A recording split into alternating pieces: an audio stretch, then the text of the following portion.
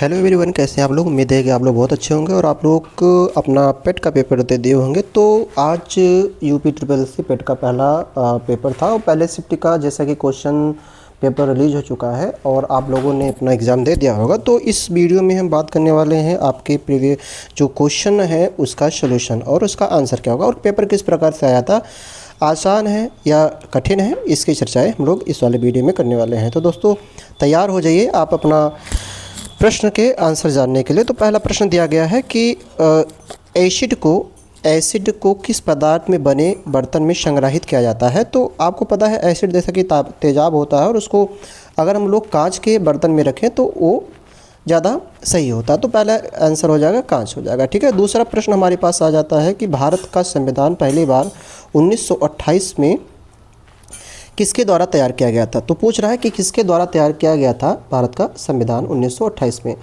तो दोस्तों बहुत ज़्यादा कठिन प्रश्न नहीं है, तो जैसा कि आपको पता होना चाहिए कि ऑप्शन आपका होगा इसमें मोतीलाल नेहरू। ठीक है, इसमें मोतीलाल नेहरू ऑप्शन सही होगा। तीसरा प्रश्न हमारा दोस्तों है कि जनवरी 2025 में कौन सा देश आधिकारिक तौर पर ब्रिक्स समूह का 10वां पूर्ण सदस्य बना था। तो 10वां पूर्ण सदस्य बना था ब्रिक्स में, और ये भी बहुत अच्छा प्रश्न है। तो दोस्तों इसका आंसर आपका हो जाएगा, ऑप्शन दिया गया है मिस्र, इंडोनेशिया, सऊदी अरब, तुर्की और सभी। तो 10वां जो देश बना था ये इंडोनेशिया था। ठीक है, जनवरी में। तो आपको ध्यान होना है कि ये इसका आंसर हो जाएगा इंडोनेशिया। ठीक है, नेक्स्ट प्रश्न हमारे पास आता है कि पुरुष सूक्त में जो है क्या कहते हैं, चौथा नंबर प्रश्न हमारा है कि पुरुष सूक्त जो 4 रोड़ों की उत्पत्ति की व्याख्या करता है किस वैदिक ग्रंथ में पाया जाता है। तो दोस्तों जैसा कि दिया गया है ऋग्वेद, अथर्ववेद, सामवेद, ऊपर में से कोई नहीं, तो फिलहाल इसका आंसर हो जाएगा ऋग्वेद। अंतर्राष्ट्रीय श्रम संगठन का मुख्यालय कहाँ है। तो अंतर्राष्ट्रीय श्रम संगठन का मुख्यालय पूछा हुआ है, तो ये बहुत ही अच्छा प्रश्न है। जैसा आपको पता है कि जिनेवा जो है इसका आंसर हो जाएगा, जिनेवा के स्विट्जरलैंड में। ठीक है, अगला है कि यहाँ दिया गया है कि यदि +4 डायोप्टर शक्ति वाला उत्तल लेंस और -10 डायोप्टर वाला अवतल लेंस एक दूसरे के संपर्क में रखे गए हैं तो इनकी परिणामी क्षमता कितनी हो जाएगी। तो एक अवतल लेंस है, एक उत्तल लेंस है। जैसा आपको पता है कि अवतल लेंस और उत्तल लेंस की जो क्षमता दिया गया है, क्षमता का इसका जो मात्रक होता है वो डायोप्टर होता है। ठीक है, तो भाई इसका आंसर आप बताएंगे कि इसकी परिणामी शक्ति जो होगी -6 डायोप्टर हो जाएगी। ठीक है, क्या हो जाएगा, -6 डायोप्टर हो जाएगा। जैसा कि पता है कि 4 को -10 में अगर जोड़ेंगे तो ये निकल जाएगा आपका -6 डायोप्टर, क्योंकि माइनस वाली संख्या ज़्यादा बड़ी है। तो डायोप्टर जो होता है शक्ति का मात्रक होता है। ठीक है, तो दोस्तों अगला प्रश्न हमारा आता है, नेक्स्ट क्वेश्चन हमारे पास आता है कि फ्यूचर मिनरल्स फोरम FMF 2025 कहाँ आयोजित किया गया था। ठीक है, तो ये बहुत ही करंट अफेयर का प्रश्न आ जाता है। तो आपको पता होना चाहिए कि ये जो फ्यूचर मिनरल्स फोरम है ये आयोजित हुआ था आपके पास रियाद है, सऊदी अरब है, और तो ये आपको पता होना चाहिए कि ये सऊदी अरब में हुआ था। ठीक है ना, कहाँ हुआ था, रियाद के सऊदी अरब में। ठीक है, इसका आंसर ये हो जाएगा। अगला प्रश्न है कि महावीर निम्नलिखित में से किस स्थान पर मोक्ष प्राप्त किए थे। तो महावीर किस स्थान पर मोक्ष प्राप्त किए थे, ये भी प्रश्न बहुत ही अच्छा है। आपके पास 4 ऑप्शन दिए गए हैं, और जिसको कहते हैं कि जब इन्होंने स्थान ग्रहण कर पहुँचे थे महावीर स्वामी जी, उनको मोक्ष प्राप्त हुआ था, और मोक्ष प्राप्त हुआ था। 4 ऑप्शन आपके दिए गए हैं, चारों ऑप्शन में से 3 तो गलत होंगे और एक ही सही होगा, और वो सही ऑप्शन जो है वो सही ऑप्शन जो आपका है पावापुरी। ठीक है, कौन सा ऑप्शन सही है इसका, पावापुरी में। ठीक है, अगला प्रश्न है विश्व उपभोक्ता अधिकार दिवस कब मनाया जाता है। तो विश्व उपभोक्ता अधिकार दिवस दोस्तों मनाया जाता है 15 मार्च को। ठीक है, तो यहाँ पर कौन सा ऑप्शन होगा, 15 मार्च हो जाएगा। ठीक है, अगला प्रश्न हमारे पास दोस्तों आ जाता है कि हवा में कौन सी अम्लीय गैस कि पानी में घुलकर कार्बन डाइऑक्साइड बनाती है। तो ये तो साइंस का प्रश्न है, और ये साइंस का तो ऐसे प्रश्न आना लाजमी है। तो आपको पता होना चाहिए कि इसमें कार्बन डाइऑक्साइड जो है इसका सही आंसर हो जाएगा। ठीक है, कार्बन डाइऑक्साइड। अगला प्रश्न है कि भारतीय संविधान के किस अनुच्छेद के अनुसार संघ की कार्य शक्ति राष्ट्रपति में निहित होती है। तो भाई यहाँ पर राष्ट्रपति की शक्तियों की बात हो रही है कि राष्ट्रपति की शक्ति किस जो है उसमें निहित होती है। तो भारत का राष्ट्रपति जानते हैं कि 53 जो है बहुत ज़्यादा टारगेटेड चीज़ें हैं। तो भारतीय संविधान के अनुच्छेद 53(1) के अनुसार संघ की कार्यपालिका की शक्ति राष्ट्रपति में निहित होती है और वह इसका मतलब प्रयोग संविधान के अनुसार सीधे ही अपने अधीनस्थ अधिकारियों के माध्यम से करता है। ठीक है, तो इसका आंसर ये हो जाएगा। अगला प्रश्न हमारे पास दोस्तों आ जाता है कि ये फ़िलहाल क्वेश्चन है जो है रीजनिंग से है, और जैसा कि अगर आप लोग रीजनिंग पढ़े होंगे तो ये प्रश्न आपको बहुत आसान लगेगा। और जो है फ़िलहाल प्रश्न हम लोग पढ़ते हैं। दिया गया है कि 45 छात्रों के एक रैंक में आयुष का रैंक ऊपर से आयुष का रैंक ऊपर से 15वां है और नीचे से आयुष का रैंक कितना हो जाएगा। तो आपके पास जैसा कि ऑप्शन दिया गया है 31। ठीक है, तो इसका आंसर क्या हो जाए 31 हो जाएगा। तो जैसा कि आपको पता है कि इसका जो रैंक और फार्मूला होता है ना, कि कुल छात्र कितने हैं, पहले कुल छात्र लिख लीजिए। कुल छात्र में से क्या करना होता है, आपको ऊपर वाला छात्र जो होता है, ऊपर वाले छात्र को घटा करके उसमें एक जोड़ दिया जाता है। तो कुल छात्र दिया गया है 45 में से क्या करेंगे हम 15 को घटा लेंगे और 15 को घटाने के बाद उसमें एक जोड़ देते हैं, तो उस अनुसार आपका आंसर आ जाता है। ठीक है, अगला प्रश्न हमारे पास दिया गया है कि बुद्ध ने किस उम्र में जो है अंतिम मुक्ति प्राप्त की थी, जिसको परिनिर्वाण कहा जाता है। तो ये तो आपके पास बहुत ही टारगेट प्रश्न है। तो जैसा कि आपको सभी को पता है कि 80 वर्ष की अवस्था में उनको, है ना, तो अंतिम मुक्ति प्राप्त की थी। ठीक है, अब यहाँ पर एक पैसेज आ जाता है दोस्तों। ठीक है, पैसेज आ जाता है जैसा कि दिया गया है पैसेज में आपको कि time in one of the most value reasons. ठीक है, और ये है पेट के एग्ज़ाम का इंग्लिश। तो मैं फ़िलहाल इंग्लिश को भी यहीं रोकता हूँ और इंग्लिश को रोकने के बाद हम लोग बात करेंगे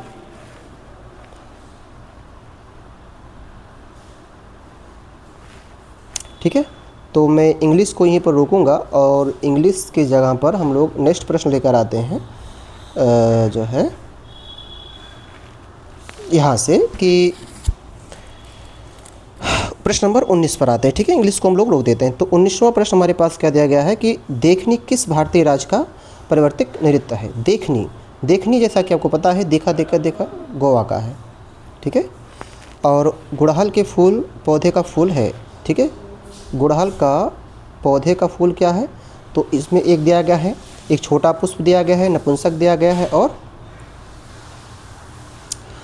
क्या दिया गया है जो है एक लिंगी और उभयलिंगी। ठीक है, तो अब पूछ रहा है कि ये क्या चीज़ें हैं कि किस प्रकार का पौधा है।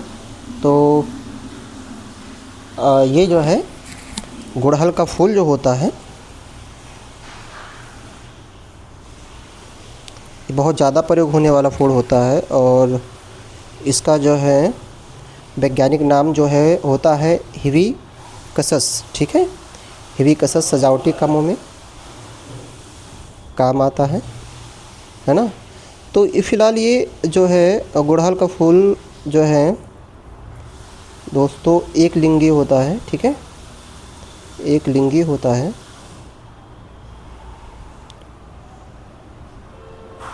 एक लिंगी फ़िलहाल नहीं होता है। ठीक है, इसको ध्यान रखना है, इसमें दोनों अंग पाए जाते हैं, तो इसलिए इसको हम कहेंगे उभयलिंगी कहते हैं। ठीक है, इसका आंसर क्या हो जाएगा उभयलिंगी। गुड़हल का पौधा जो होता है वो उभयलिंगी होता है, इसमें स्त्री और पुंकेसर दोनों पाए जाते हैं। ठीक है, नेक्स्ट प्रश्न हमारे पास आ जाता है 21वां वाला कि नई दिल्ली में आयोजित ओपन जो है बैडमिंटन 2025 का एकल पुरुष खिताब किसने जीता था। ठीक है, ठीक है, कौन सा है, नई दिल्ली में आयोजित इंडिया ओपन बैडमिंटन का खिताब कौन जीता था। तो जैसे कि दिया गया है विक्टर है ना एक्सेलेंसेन, है ना, विक्टर एक्सेलेंसेन। ठीक है, इसका आंसर ये हो जाएगा। अगला प्रश्न हमारे पास दिया गया है दोस्तों जो है कांगटो भारत की सबसे ऊंची चोटी में से है जो कि किस राज्य में स्थित है। तो कांगटो जैसा कि पता है आपको कि ये पूर्वी हिमालय की है। तो पूर्वी हिमालय में जो ये लगता है तो ये अरुणाचल प्रदेश के अंतर्गत आता है। ठीक है, तो इसका आंसर क्या हो जाएगा अरुणाचल प्रदेश। तो कांगटो भारत की ऊंची चोटी है, अरुणाचल प्रदेश के अंतर्गत आती है। तो दोस्तों अगला प्रश्न हमारे पास आ जाता है कि दो बटा जो है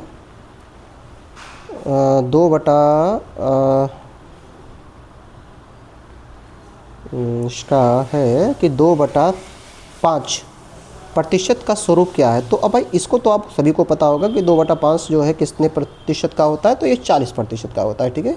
तो इसका आंसर हो जाएगा 40%। अगला है कि हमारा प्रश्न है कि पूर्वी अमेरिकी राष्ट्रपति जिमी कार्टर का 100 वर्ष की आयु में निधन हो गया। अब किस दिन इनका निधन हुआ था? ये पूर्वी राष्ट्रपति थे, तो जैसा कि आपको पता है कि 29 दिसंबर 2024 को इनका निधन हुआ था। नेक्स्ट प्रश्न दोस्तों आ जाता है हमारे पास 25 नंबर की, निम्नलिखित में से सर्वथा भिन्न ज्ञात कीजिए। तो भिन्न अक्सर सी बात है कि सोना, चांदी, लोहा, पारा जो सबसे अलग है, द्रव अवस्था में पाया जाता है। आदि पुराण किस तीर्थकार के संचरित संग्रह होता है? तो आदि पुराण जो है ये हम लोग जानते हैं कि पार्श्वनाथ माफ़ कीजिएगा कि प्रथम जैन तीर्थकार ऋषभ देव का होता है, ठीक है। तो ऋषभ देव तो है नहीं, जिन्हें आदिनाथ भी कहा जाता है, तो ये इसका आंसर क्या हो जाएगा? आदिनाथ हो जाएगा।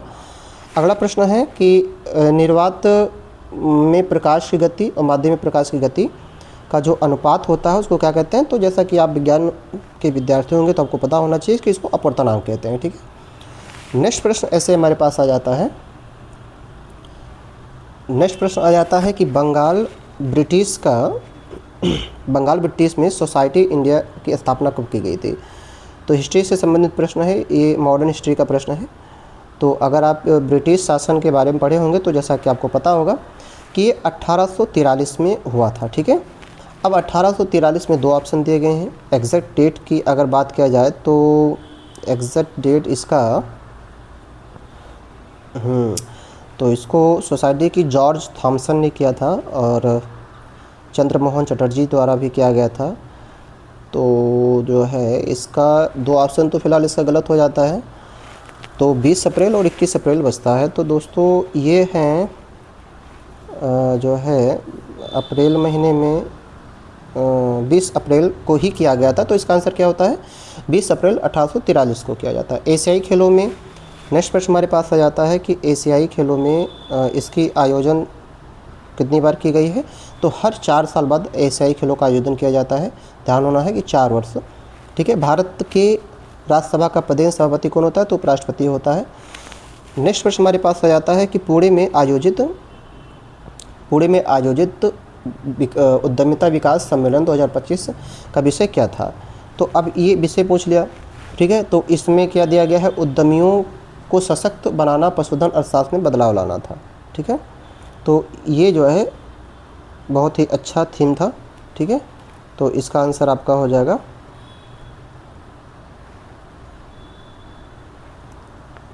है ना, इसका थीम जो है। तो इस प्रकार जो है थीम भी आपके एग्ज़ाम में पूछ रहा है, तो थीम को भी आपको ध्यान में रखना है कि अगर आपसे थीम से संबंधित प्रश्न आ जाए तो ये आपको भूलना नहीं है। तो इसका आंसर फिलहाल हमारे पास सी आंवला हो जाएगा, ठीक है।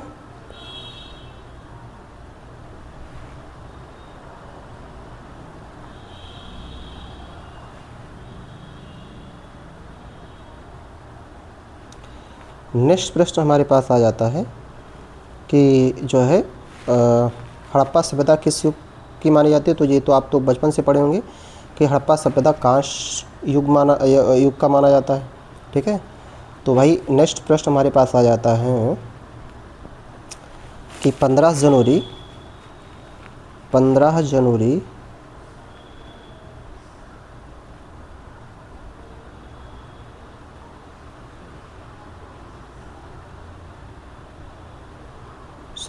ये 15 जनवरी 2025 15 जनवरी 2025 को नई दिल्ली में आयोजित एक समारोह में राष्ट्रपति जो है धर्मन षणमुगम सिंगापुर के मानद नागरिक पुरस्कार सम्मानित किया गया। तो ये किसको दिया गया था? तो ये तरुण दास अगर है, हाँ तरुण दास को दिया गया था। अगला प्रश्न है कि जो है लंदन में ईस्ट इंडिया एसोसिएशन की स्थापना किसके द्वारा की गई थी? तो दादा भाई नौरोजी अगर ऑप्शन में होंगे तो सही है, तो ऑप्शन में दादा भाई नौरोजी जी हैं, ठीक है। अब उसके बाद यहाँ पर आ जाता है आपका क्वेश्चन आ जाता है, ठीक है। मैथ्स के क्वेश्चन आ जाते हैं। मैथ्स के क्वेश्चन में बड़ा ही शानदार को प्रश्न दिया गया है, ठीक है। मैथ का क्वेश्चन बड़ा शानदार दिया गया है।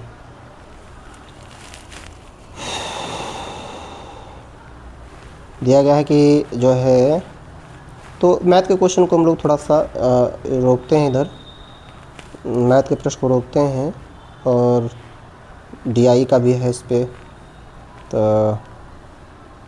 और इधर एलसीएम वगैरह का आता है। ठीक है, रीजनिंग के प्रश्न में आ जाते हैं। एक शिकागो में एक आता है, क्वेश्चन नंबर है, शिकागो में धर्म संसद की स्थापना किस वर्ष हुई थी? शिकागो में धर्म संसद की स्थापना, ठीक है, तो शिकागो में धर्म संसद की स्थापना का आयोजन आपको पता है कि 1893 में किया गया था, और ये 11 से 16 सितंबर में आयोजित किया गया था, और ये स्वामी विवेकानंद द्वारा आयोजित किया गया था, तो ये आपको पता होना चाहिए। और एक रीजनिंग का क्वेश्चन आता है कि मुकेश, रीजनिंग का प्रश्न आ जाता है आपके पास कि मुकेश सुरेश से लंबा है, मुकेश सुरेश से छोटा है, तो राकेश उम्र में छोटा है। ठीक है, तो इसका जो आंसर हो जाएगा आपका सुरेश। ठीक है, तो ऑप्शन का क्या हो जाएगा? इसका मतलब मुकेश उम्र से लंबा है। ठीक है, तो फिलहाल रीजनिंग का प्रश्न है, तो रीजनिंग का प्रश्न रीजनिंग में देखा जाएगा, तो इसका फिलहाल सुरेश ही आंसर हो जाएगा। ठीक है, और इसमें ये प्रश्न है,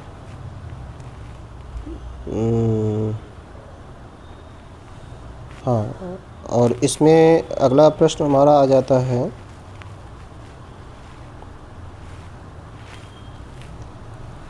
सारे प्रश्न बड़े ही उटपटांग टाइप के हैं। एक है, अनुशीलन समिति का मुख्यालय कहाँ है? अनुशीलन समिति का मुख्यालय जो है, ये क्वेश्चन नंबर हमारे पास 46 आ जाता है, तो ये ऑप्शन अगर कलकत्ता है तो कलकत्ता माना जाएगा, कलकत्ता ही माना जाएगा। और एक सामाजिक घटना जिसमें एक सामाजिक घटना जिसमें समाज का एक वर्ग अपने जीवन की मूलभूत आवश्यकताओं को पूरा करने में असमर्थ होता है, तो उसे क्या कहते हैं? उसे कहते हैं गरीबी। ठीक है, गरीबी जो होता है ये सबसे दुखदाई घटना होती है। और अगला प्रश्न हमारे पास आ जाता है, क्वेश्चन नंबर 48 की 5 जनवरी को भारतीय तट रक्षक बल के लिए निम्नलिखित में से किस शिपयार्ड द्वारा 2 स्वदेशी रूप से डिजाइन की गई निर्मित गश्तपोत FPV अमूल्य लॉन्च किया गया था? तो ये आंसर इसका हो जाएगा ऑप्शन सी जो है, गोवा शिपयार्ड को। ठीक है, गोवा शिपयार्ड लिमिटेड। ठीक है, गोवा को माना जाएगा इसका आंसर। और उसके बाद दोस्तों हमारा अगला प्रश्न आ जाता है 49 नंबर, कि भारत विभाजन को ब्रिटिश सरकार द्वारा स्वीकृत किया गया था।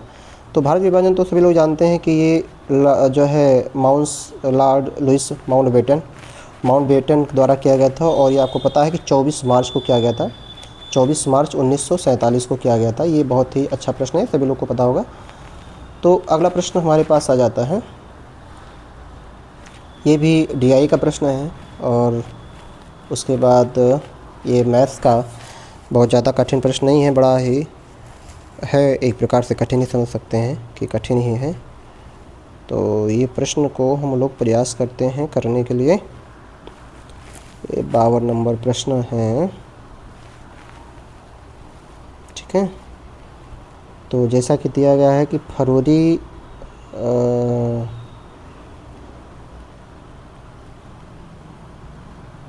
तो ये मैथ के प्रश्न है, आप मैथ का कैलकुलेशन कर सकते हैं, इसमें ज़्यादा सोचना नहीं है, लेकिन मैं आपको और भी प्रश्न को कराने का प्रयास करता हूँ। तो प्रश्न नंबर पर हम लोग आते हैं, जो है 56 पर, क्वेश्चन नंबर 56 पर आते हैं, और 56 में क्या है ये देखा जाता है।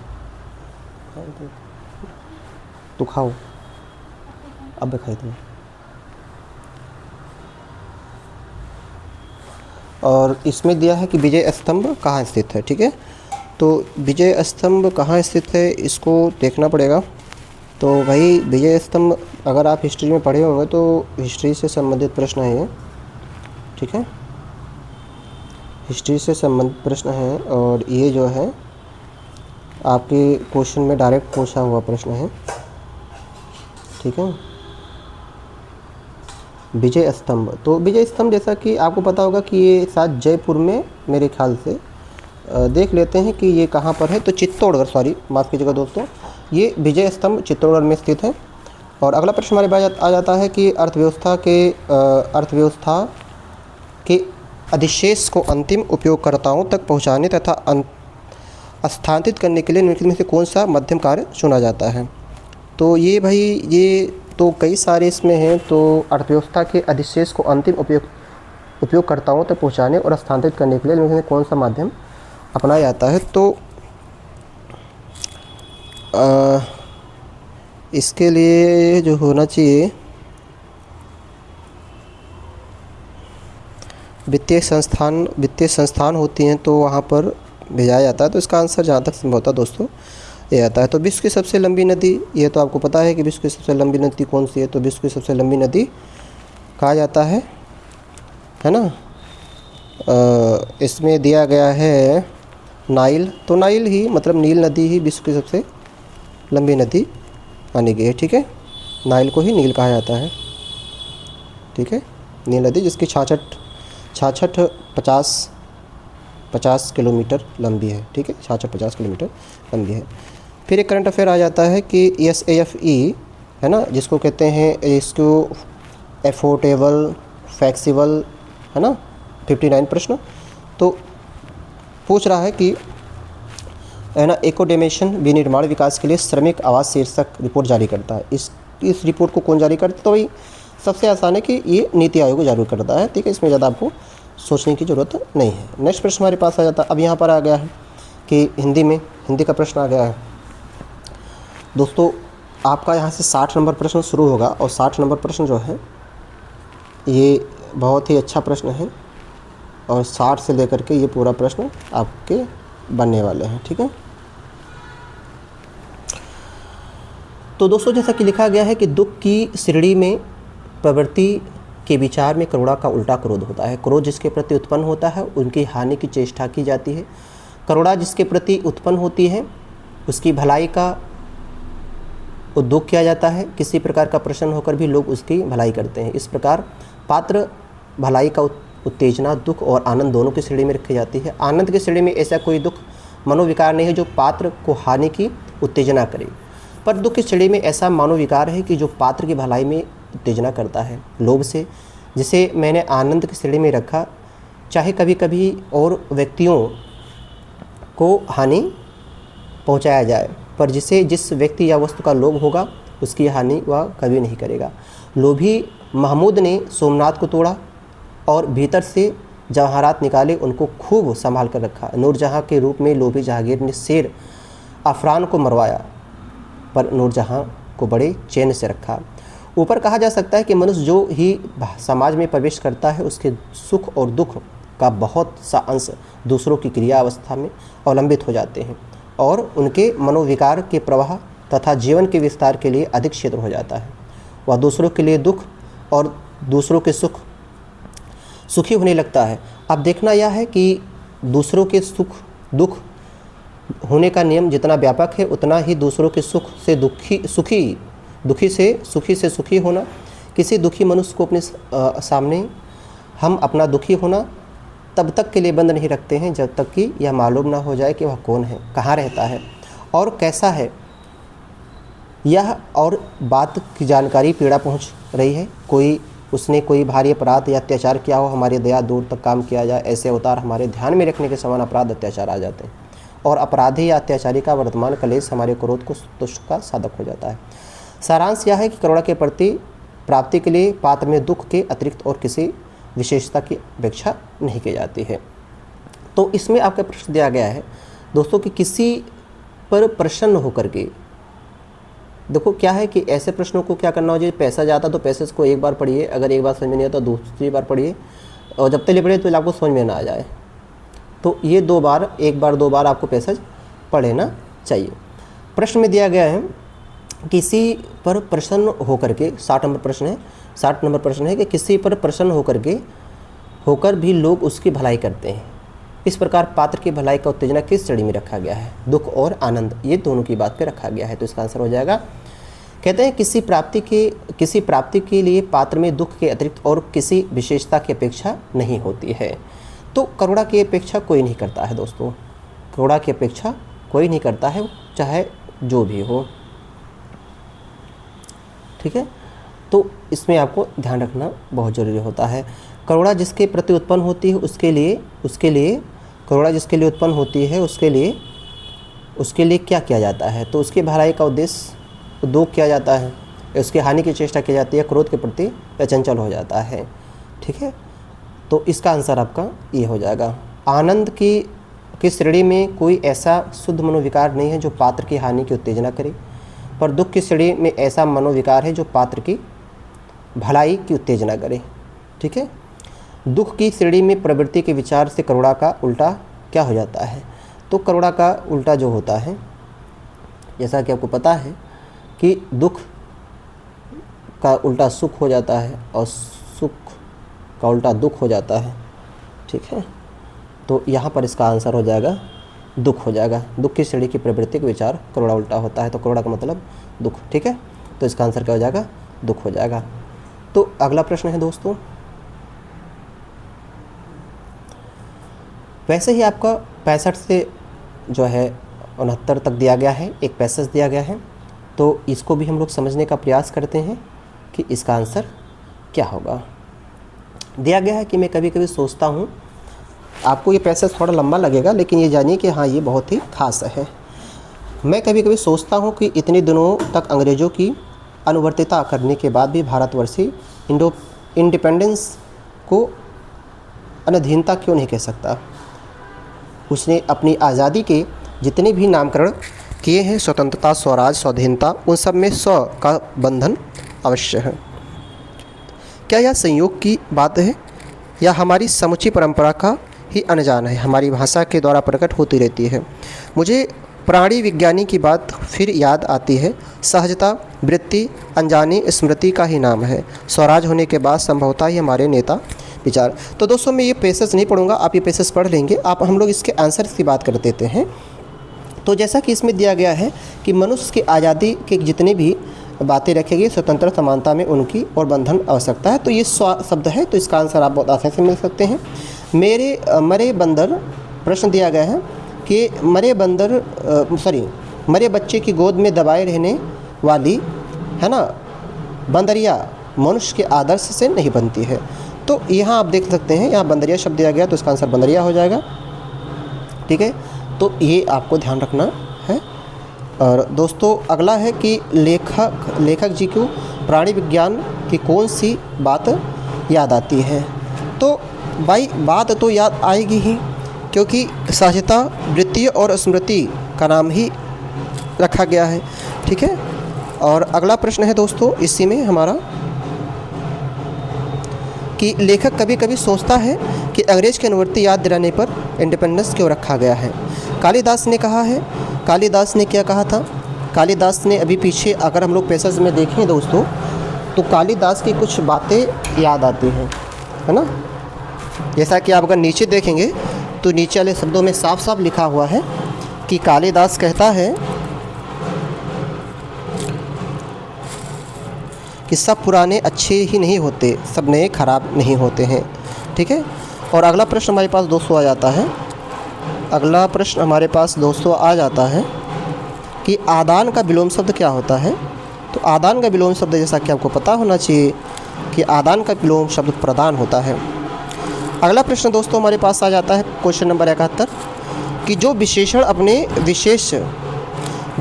अपने विशेष की मात्रा का या परिणाम के विषय में ज्ञान कराते हैं उन्हें विशेषण कहते हैं। तो वो किस प्रकार के विशेषण होते हैं? तो दोस्तों आपको पता होना चाहिए कि वो परिणामवाचक विशेषण होते हैं। आंखें दिखाना मुहावरे का क्या होता है? गुस्से में देखना। समय, अगला प्रश्न है, समय की पहचान सियाराम शरण गुप्ता जी की कविता है जिसमें वे आलस्य की बातें करते हैं और समय नष्ट ना हो इसकी बातें करते हैं। तो इन्होंने समय की बातें रखी है, तो इसको ध्यान रखना है कि इसका समय हो जाएगा। अब अगला प्रश्न दोस्तों आ जाता है यहीं पर कि चैत्य तद्भव शब्द है, तो इसका तत्सम शब्द क्या हो जाएगा? तो चैत का जैसा कि आपको पता होना चाहिए कि चैत जो कि एक तद्भव शब्द है और इसका शब्द जो हो जाता है वो क्या बन जाता है दोस्तों? चैत्र। है ना, क्या बन जाता है, क्षेत्र बन जाता है। तो अगला प्रश्न इससे हमारे पास आ जाता है दोस्तों, अब यहाँ पर कि आपातकाल की बात कह रहा है, तो आपातकाल जैसा कि आपको पता है कि बाह्य और आंतरिक आपातकाल दौरान लागू होता है, ठीक है। अब यहाँ से आपका प्रश्न शुरू हो जाता है, प्रश्न नंबर 75, ठीक है। प्रश्न नंबर 75 शुरू होता है दोस्तों। 75 प्रश्न हमारा यहाँ से शुरू हो जाता है। तो 75 नंबर प्रश्न में क्या है कि बाह्य और आंतरिक आपात की घोषणा कब होती है। तो अनुच्छेद 338, अनुच्छेद 348, अनुच्छेद 359 और अनुच्छेद 360। अच्छा, ये 44वें संविधान संशोधन के द्वारा बातें की गई थी और इसमें आंतरिक आपातकाल जोड़ा गया, जिसे सशस्त्र बल भी कहा जाता है ना। तो इसका प्रश्न आपका बड़ा ही अच्छा है और किस अनुच्छेद के अंतर्गत आता है, तो यहाँ 358 दिया गया है, ठीक है। तो ये आपको ध्यान देने वाली बातें हैं कि ठीक है। और ये यहाँ पर कुछ बातें और हो जाती हैं, अनुच्छेद 352 भी इसी के अंतर्गत आता है, लेकिन इसको ज़रा संविधान के अनुच्छेद के अंतर्गत देखा जाता है, ठीक है। ये 1975 को लागू किया गया था दोस्तों, ठीक है। तो ये आपको पता होना चाहिए, है ना, 358। अगला प्रश्न है कि जो है डीटीएम की वृद्धि, डीटीएम के किस चरण में सबसे तेज़ जनसंख्या वृद्धि देखी गई थी। तो सबसे तेज़ जनसंख्या वृद्धि दोस्तों स्टेप 1 है, स्टेप 2 है, स्टेप 3 है, स्टेप 4 है। तो सबसे ज़्यादा भाई साहब अगर बात किया जाए तो सबसे ज़्यादा वृद्धि देखी गई थी 4 स्टेप दिए हैं, पहले में तो नहीं देखी गई थी, दूसरे में अगर बात किया जाए तो दूसरे चरण में मृत्यु दर में गिरावट का एक परिणाम जनसंख्या देखा गया, जिस जनसंख्या विस्फोट कहा जाता है, में तेज़ी वृद्धि देखी गई।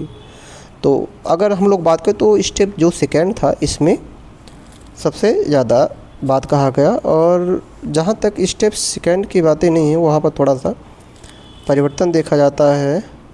तो दूसरे चरण में दर कम होती है, मृत्यु दर गिरावट आ जाती है, तो है ना। तो इसका आंसर फ़िलहाल जो है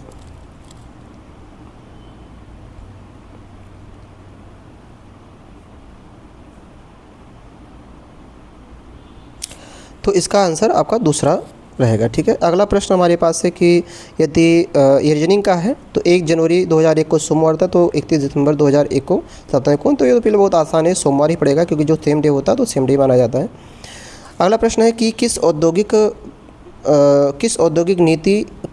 नीति प्रस्ताव ने सार्वजनिक क्षेत्र को भारतीय अर्थव्यवस्था में एक रणनीतिक भूमिका प्रदान की थी। तो ये दोस्तों 1956 वाला जो औद्योगिक था, ठीक है, ये औद्योगिक नीति प्रस्ताव 1956, इसका आंसर ये हो जाएगा। अगला प्रश्न है कि एक पुरुष का परिचय देते हुए एक महिला ने कहा कि वह मेरे एक पुरुष का परिचय देते हुए एक महिला ने कहा कि उसकी माता मेरे पिता की इकलौती बेटी है। तो वो एक दूसरे से किस प्रकार से संबंधित होंगी। तो भाई साहब ये तो आपका रीजनिंग का क्वेश्चन है, ब्लड रिलेशन का है, तो आप इसको ज़रा देख लीजिएगा, ठीक है। अगला प्रश्न हमारे पास आ जाता है दोस्तों, प्रश्न नंबर 80 आ जाता है। तो इसमें बड़ा ही बढ़िया प्रश्न है, कह रहा है कि निम्नलिखित भूजल भंडारण में किस प्रकार का चट्टान संरचना सबसे अधिक मजबूत होता है। तो ऑप्शन जो है चूना पत्थर है, अग्नेय और कायांतरित चट्टानें हैं, और सादी है, जलोढ़ मिट्टी है। तो आपको पता होना चाहिए कि जो जलोढ़ चट्टानें होती हैं वो अच्छी खासी पाई जाती हैं, तो इसका आंसर क्या हो जाना चाहिए, जलोढ़ निक्षेप हो जाना चाहिए, ठीक है। अगला प्रश्न है कि आसिया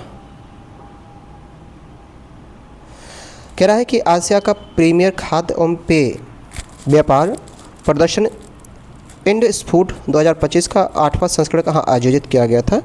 तो ये आपको पता होना चाहिए कि इसका 8वां संस्करण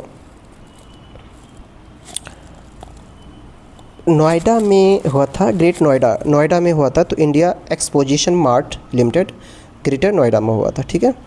अब उसके बाद फिर आपका डीआई का प्रश्न आ जाता है दोस्तों, और ग्राफ चार्ट वाला प्रश्न है, तो ये आपको देख लेना चाहिए। उसके बाद हम नेक्स्ट प्रश्न पर आते हैं।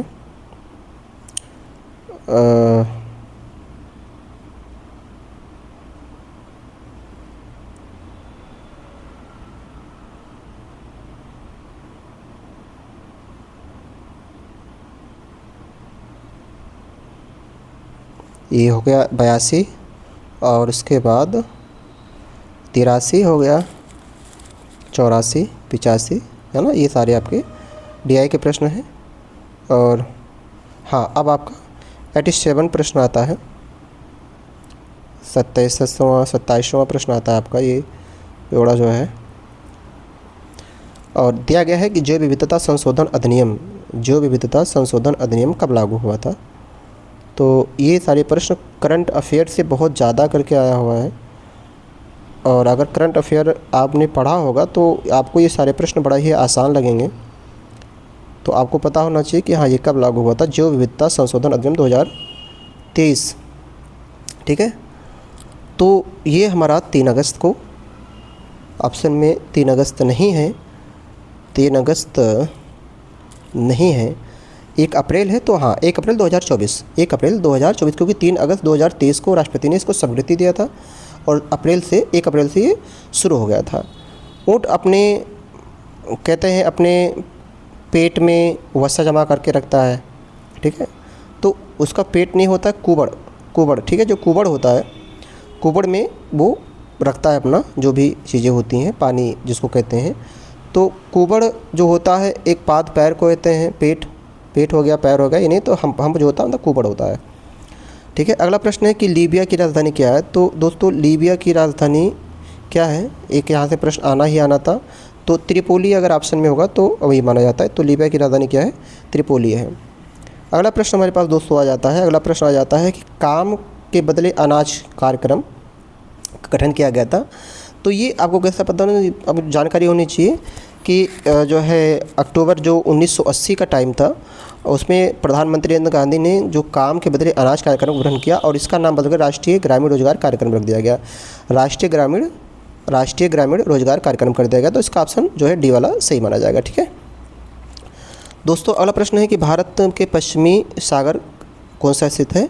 तो ये आपको पता होना चाहिए। तो भारत के पश्चिम में कौन सा सागर स्थित है। तो भारत के पश्चिम में अरब सागर स्थित है, जो सबको पता है, अरब सागर स्थित है। उसके बाद दोस्तों हमारा अगला प्रश्न आ जाता है, यहाँ पर भी डीआई के प्रश्न आपको मिल जाते हैं, तो डीआई हम नहीं करने वाले हैं। और यहाँ से फिर आपका आ जाता है जो है प्रश्न नंबर, अब ये सब कर ही लोगे मैथ्स के जो प्रश्न है, कौन सा बड़ा है कौन सा छोटा है, 757 से 75 कौन सा बड़ा है कौन छोटा है, ये सारी चीज़ें। और हम लोग बात करने वाले हैं आपके 96 प्रश्नों के। तो 96 प्रश्न को क्या है आपका, 96 प्रश्न कह रहा है, 96 97 हो गया, फिर उसके बाद 98। तो दोस्तों 98 प्रश्न जो हमारा है यह है, क्या कह रहा है कि भारत और पाकिस्तान ने वर्ष 1960 में एक संधि पर हस्ताक्षर किए थे। उस संधि का क्या नाम था। तो ये आपको पता है सबसे, सिंधु, ठीक है, सिंधु जल संधि। अगला प्रश्न हमारा है चंद्रयान 3 जो है कब लॉन्च किया गया था, ठीक है। तो 2023 में पता ही है। अब डेट आपको बताऊँ तो 14 जुलाई को लॉन्च किया गया था। अगला प्रश्न लास्ट वाला है कि अविकसित अर्थव्यवस्था का अर्थ क्या होता है। अविकसित अर्थव्यवस्था का अर्थ क्या होता है। तो अविकसित अर्थव्यवस्था वह व्यवस्था होती है जिसकी विशेषता व्यापक गरीबी, कम प्रति व्यक्ति की आय, अधिकांश आबादी के निम्न जीवन स्तर। इन अर्थव्यवस्थाओं में आमतौर पर प्राकृतिक और मानव संसाधनों का कम उपयोग होता है और पूंजी और उन्नत तकनीकी की कम जूझती हैं, जो उनकी अर्थव्यवस्था वृद्धि की क्षमता में बाधा डालती हैं। तो जहाँ पर व्यक्ति की जो वास्तविक आय है वो बहुत कम हो, मतलब बहुत गड़बड़ हो, ठीक है, या जिसमें सबसे ज़्यादा गरीबी दिखी होती है, तो गरीबी भी होनी चाहिए और प्रति व्यक्ति आय बहुत कम हो, ठीक है। तो वहीं पर जो है होता है, तो यहाँ पर देश में अधिक गरीबी देखी जाती है, जिनमें वहाँ पर ये कंडीशन देखने को मिल जाती है, ठीक है। तो इसका आंसर हो जाएगा कि प्रति व्यक्ति आय की वास्तविक आय में कमी, ठीक है। तो दोस्तों इस प्रकार से जो हमारा प्रश्न है हमने आपको सॉल्व करवाया, और ये आपको ध्यान देना है कि जो मैथ्स के और जो डीआई के प्रश्न हैं इसको दोस्तों हमने नहीं लिया है, और बाकी जो प्रश्न हैं रीजनिंग के हैं, जीएस के हैं, जीके के हैं, साइंस के प्रश्न हैं, इसको हमने आपको हल करवा दिया है। अगर दोस्तों ये आपको पसंद आई हो चैनल को सब्सक्राइब कर लीजिए, और ऐसे ही मैं आप सेकंड शिफ्ट वाला और अभी जो पेपर आएगा मैं उसको सॉल्यूशन करवा दूंगा। मैथ्स के आपको देख लेने हैं, मैं आपको इस पर PDF फॉर्म में रखा हूँ जिससे आपको पढ़ने में आसानी हो। तो दोस्तों अभी सेकेंड शिफ्ट वाला जो पेपर होगा उसका भी मैं एनालिसिस करवाऊंगा और आप उसको ध्यान से देख लीजिएगा कि आपको 7 तारीख को जो फर्स्ट और सेकेंड मीटिंग जो पेपर हो वो आपको आसान हो सके। और आप देख लीजिए करंट अफेयर्स किस प्रकार के प्रश्न आ रहे हैं और किस प्रकार के प्रश्न दोस्तों आ रहे हैं, वो आपको बहुत ही ज़्यादा मदद करेगी। और इसी प्रकार तैयारी कर लीजिए कि हिस्ट्री से कहाँ से आ रहा है, ज्योग्राफी से कहाँ से आ रहा है, मैथ्स रीजनिंग के कहाँ से आ रहे हैं। तो मैथ्स रीजनिंग भाई साहब कुछ नहीं है, आपको DI देख लेने हैं और ग्राफ से प्रश्न ज़्यादा आ रहा है। तो दोस्तों अगर चैनल को पसंद आया हो वीडियो तो लाइक कर दीजिए, चैनल को सब्सक्राइब कर दीजिए, शेयर कर दीजिए, जिससे आपको आपके दोस्तों को बहुत ज़्यादा हेल्प हो सके। धन्यवाद।